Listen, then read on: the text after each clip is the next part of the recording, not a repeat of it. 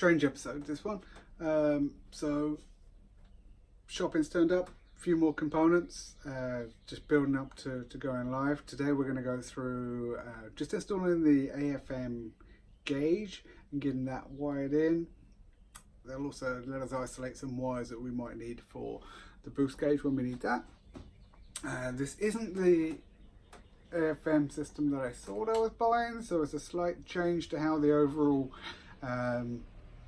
install's going to go. If you obviously buy the same kit, then it'll work exactly the same. Link to components, of course, all in the description. Let's show you what we picked up.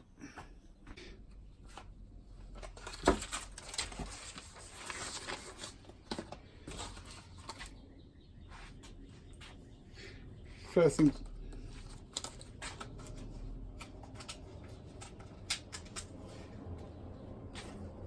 thing to show is the O2 sensor socket.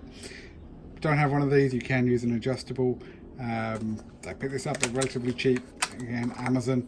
This will allow us to slide over the existing O2 sensor without having to cut any wires and twist it off. If you don't have one of these, you can of course use the right size wrench or stroke spanner, or even an adjustable if you need to. So we'll be giving that a go. Not this episode, but when we need to take off the existing O2 sensor. Next up, the Innovate Motorsports MTX-L Plus digital air fuel ratio gauge. This will be what's going to be managing our AFM.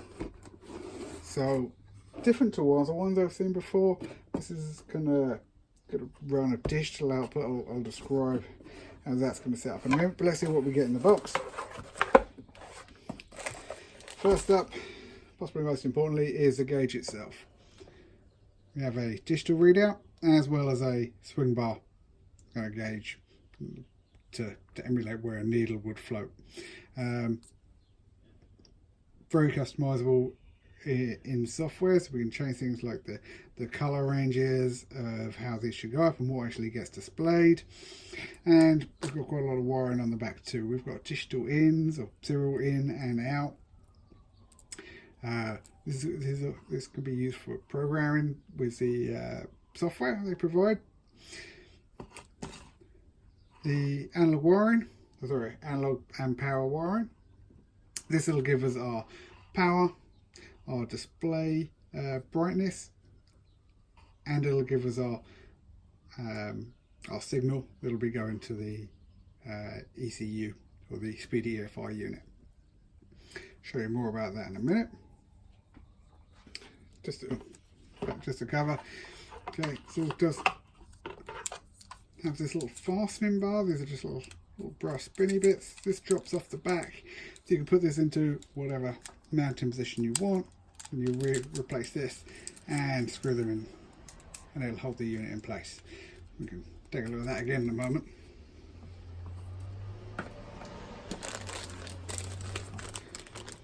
A serial cable, so we can actually program the unit. Useful. Would be nice if they put a USB straight onto it. I guess this is still the kind of go-to technology though. Oh, an automotive. The gauge itself. This nicely shielded cable gauge, the sensor covered all up underneath this nice plastic protective casing, and a nice big connector. So we should be able to tidy that away, and it'll look quite nice. That's down there. Feels a little bit like frog. If you dried frog out, that's probably what it'll feel like.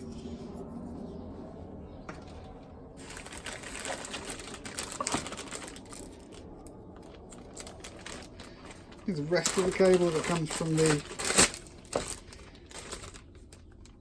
sensor. Plugs into the other connector. You see that's a nice waterproof connector in case it still has to be inside the engine bay. Don't think it will need to be in our instance, but still, nice long cable. Says it's 8 foot long.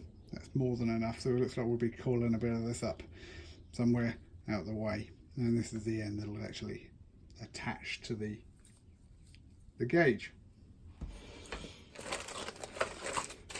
They provide a weld-on bung. If you're smart like that and have some skills and a weld and the tools available, you can weld on this bung. It'll have the correct length for what you require.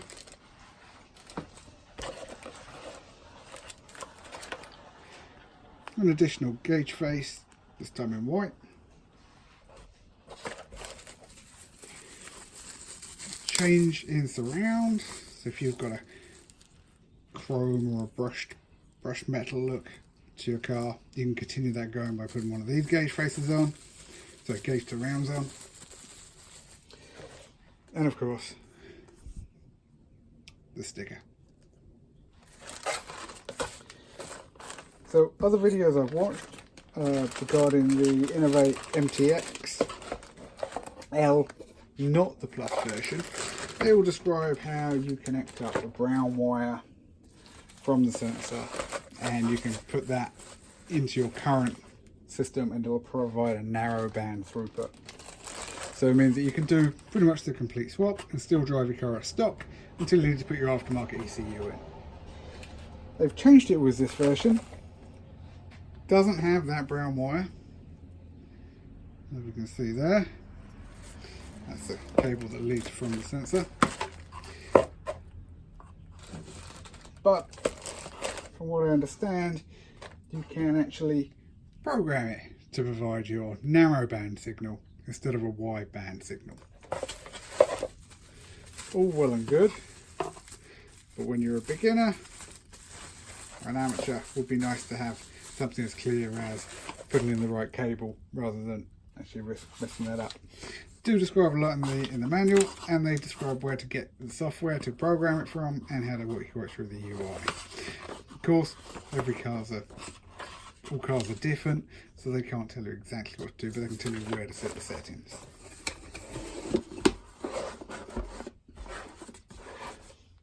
And of course, now we've got that, we need to decide where it's going to go.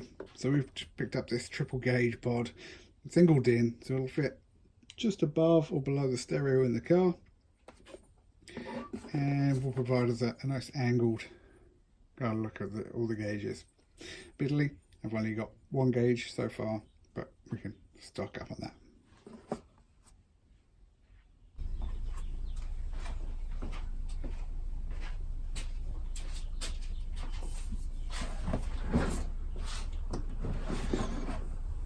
So we're going to want to get to some of the wires and take a look at the things under here, because probably where we're going to get a lot of power from, as well as the old cigarette lighter behind here for our positive, which is handily ignition based, so sort of power we've got around here.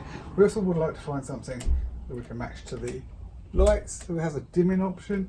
So if we wire it in, when you turn your headlights on, the gauge should dim a little bit so it doesn't blind you at night. So we're going to need to take out, first of all, this center console, then we can worry about taking out the tombstones. Center console is fairly straightforward. Remove whatever tool you've got available. If you've got a cup holder or some other form of spare screw is always useful, keep them in there. If you've got a cup holder or ashtray in here, by all means pop that out, and we're going to start at the back and work our way forward, removing the screws. So there's two just inside the armrest.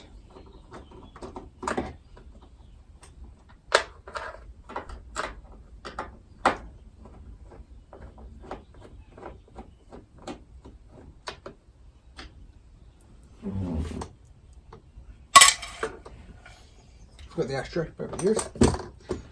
One just in the center universal system part.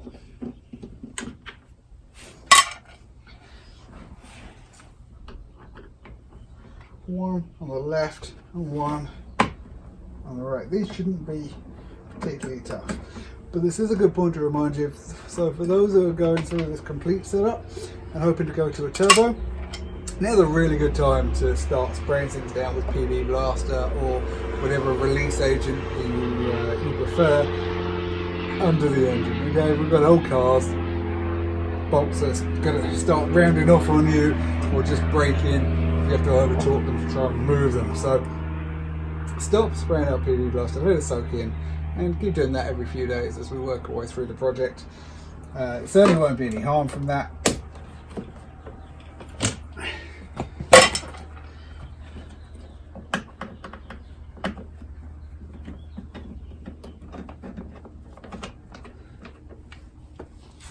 If you have a fire extinguisher installed in your car there, it's probably a really bad location. It's not going to be secure enough in the case of an incident. Could come out and even worse, damage you worse than an incident.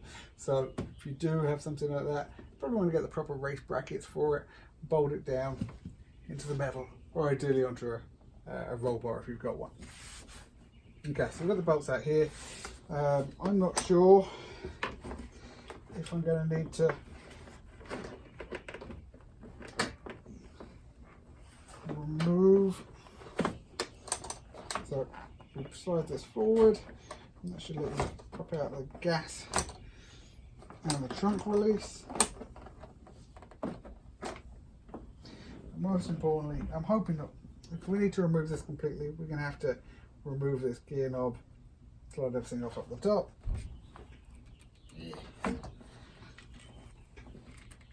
But I put this on really well last time. And I'm not actually interested in anything under here. I just want to get the couple of screws that are available just to the left and just to the right under here.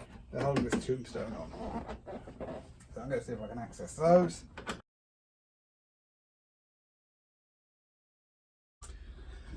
Okay, so I decided not to be lazy.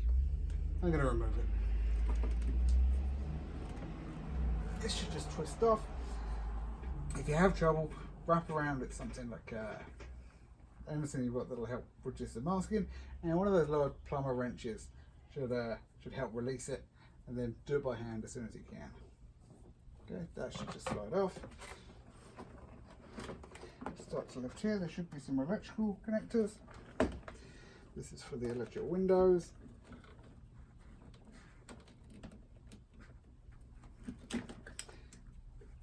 And there's some lighting in here too. Tiny little bulb there. Keep this somewhere safe. We don't want to risk damaging it. And it's always a good time to give it a clean.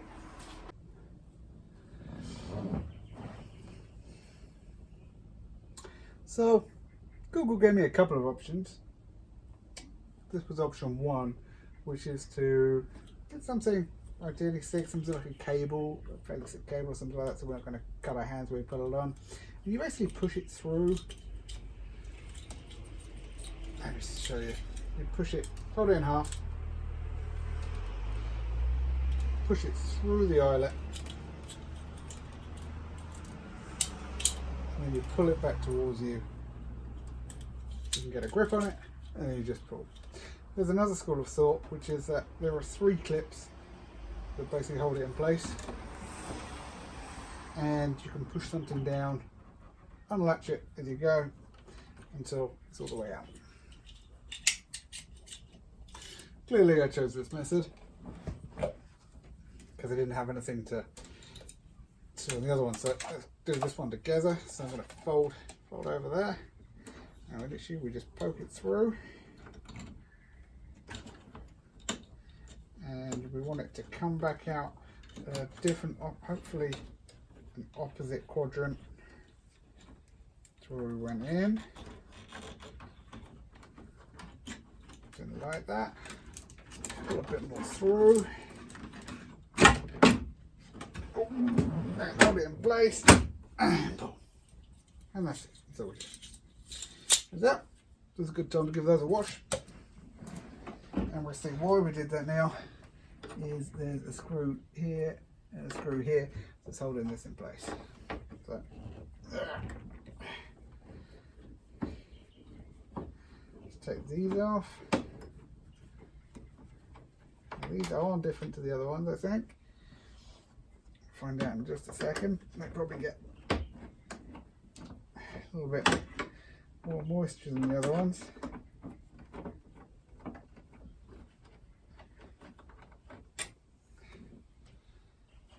And we'll give those a little clean up before we put those back. They're quite difficult to get out. And hopefully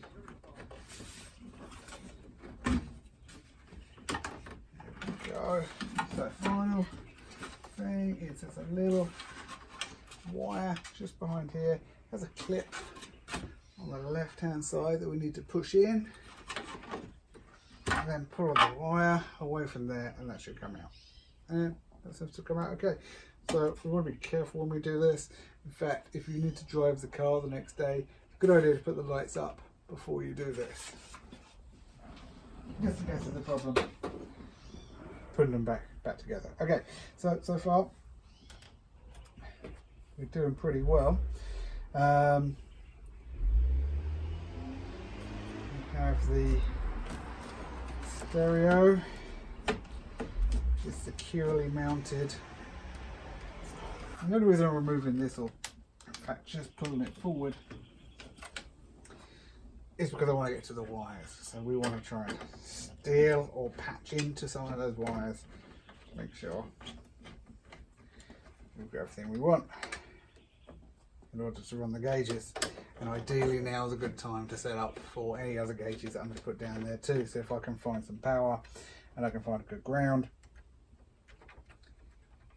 we want to set those up so we can use them again in the future. And I probably want to work out why the stereo is loose. It's been a while since I installed it all.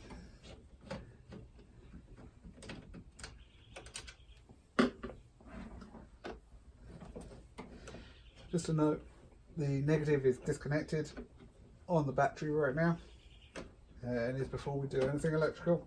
It's just not worth the risk. In fact, the last time I was there, I installed a battery quick disconnect switch, so it's a lot less hassle now to do this. Okay, so let's find out. Okay, so the reason it looks like the stereo is actually being held in by the antenna cable, so that's fun. Okay, tiny little stereo, $14 off Amazon. Does Bluetooth, that's all I care about really for that. Okay, we have some spare cables tucked away. What I'm looking for is hoping it's a grey and white cable. Okay, none of the cables I was hoping for are down here. So hopefully this will be how the Emperor will look. Driver's seat to the left,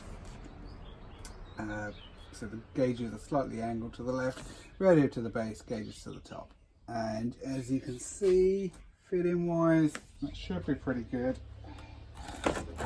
but move the radio from this setup, you'll see that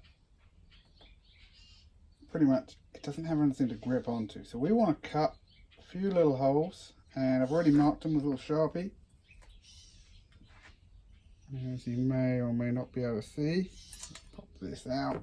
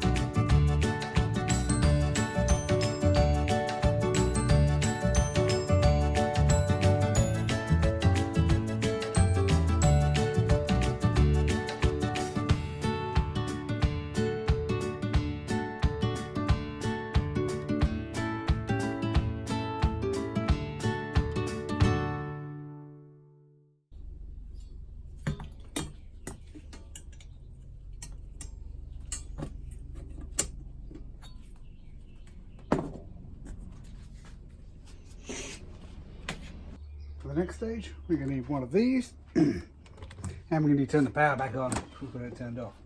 Now, I've installed let me see if I can show you. a negative switch.